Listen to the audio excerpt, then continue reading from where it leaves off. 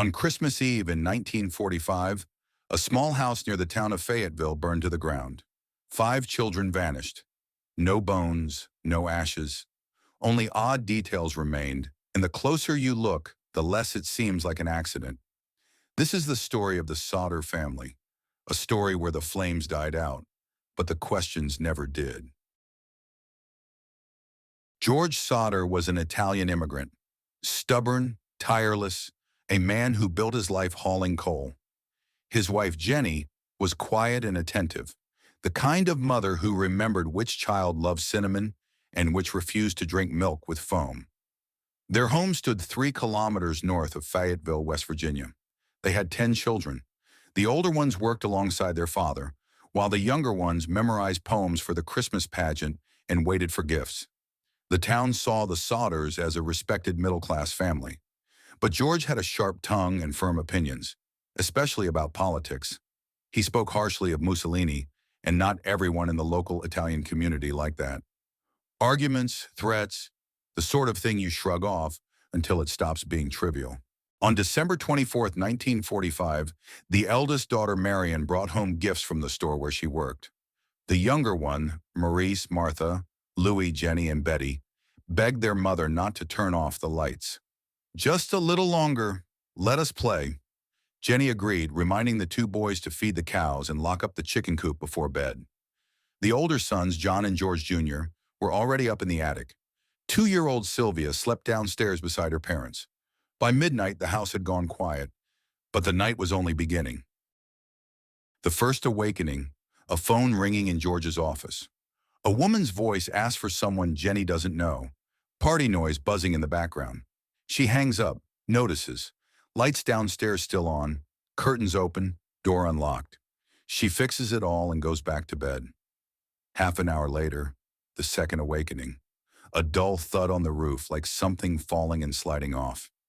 Jenny listens, then drifts back to sleep. Another 30 minutes. The third awakening. The sharp smell of smoke. On the stairs, on a wall of fire. Screams, panic. Only minutes to act. Jenny pushes Sylvia out into the street and calls for Marion. George smashes the window with his fist, cutting his hand. In the freezing air, 4 children and their parents.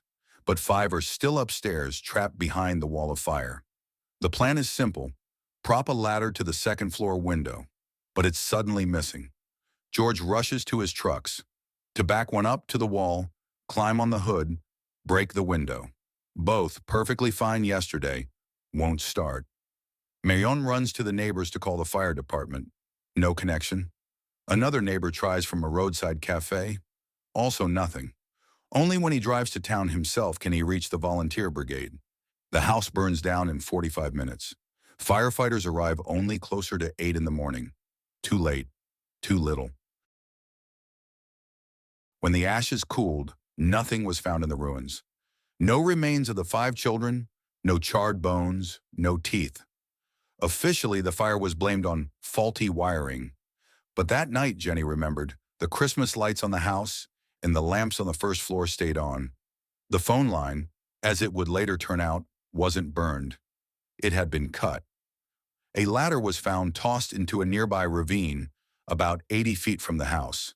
Standards in the 40s weren't what they are today, and yet in most house fires, bones almost always remain. Jenny didn't believe it. She consulted crematoriums, ran kitchen experiments with animal bones, and grew more and more convinced. To vanish without a trace in such a blaze was highly unlikely. Weeks before the fire, a stranger came to the house, supposedly looking for work. He pointed at the fuses. "One day this will cause a fire." George was surprised. The wiring had just been replaced and inspected. There was also an insurance man, angry at being turned down. "Your house will turn to smoke, and your children will be destroyed."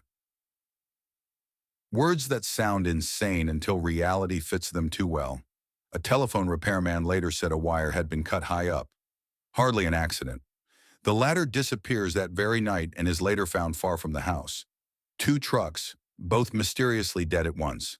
And a bus passenger at night claims he saw fireballs being thrown onto the roof. Months later, little Sylvia finds a strange green rubber object in the yard. something like a practice grenade or a homemade firebomb. Taken alone, these are just fragments. But together they sketch a picture where the word arson grows louder and louder. The volunteer fire brigade was small and poorly trained. According to recollections, the chief didn't even know how to drive the fire truck. They gathered people using a telephone tree, wasting precious hours. The initial inspection was brief. It was winter and the holidays.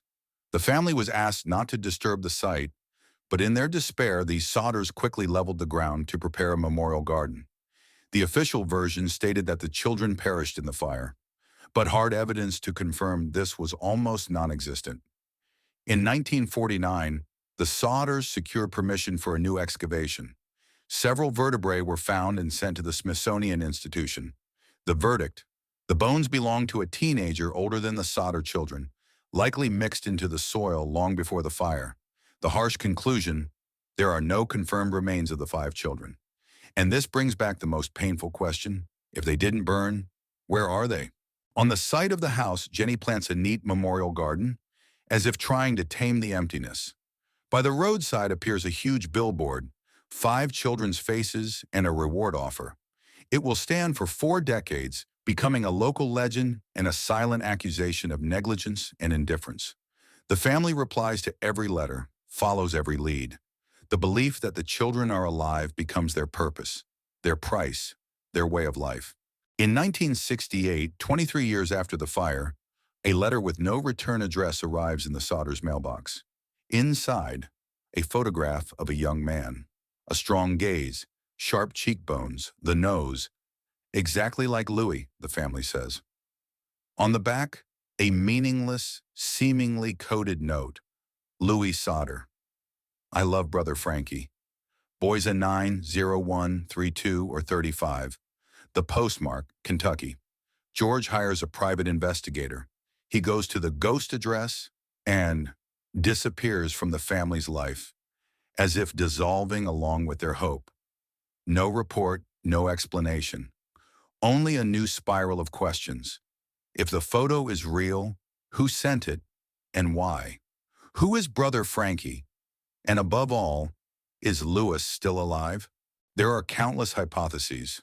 A tragedy without malice, fire, panic, premature clearing of the ashes, weak equipment of the firefighters, and tiny fragments are either carried away or never identified. Against it, the lights in the house during the fire, the severed line, the missing ladder, the fireballs, arson and abduction.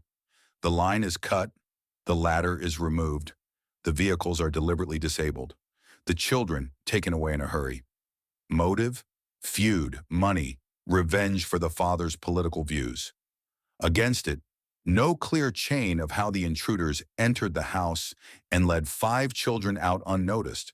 A conspiracy and a later legend. The darkest version: someone among acquaintances or neighbors helped to stage the deaths. There is no proof but strange slips and conflicting statements by some witnesses about organs found on site fueled suspicion.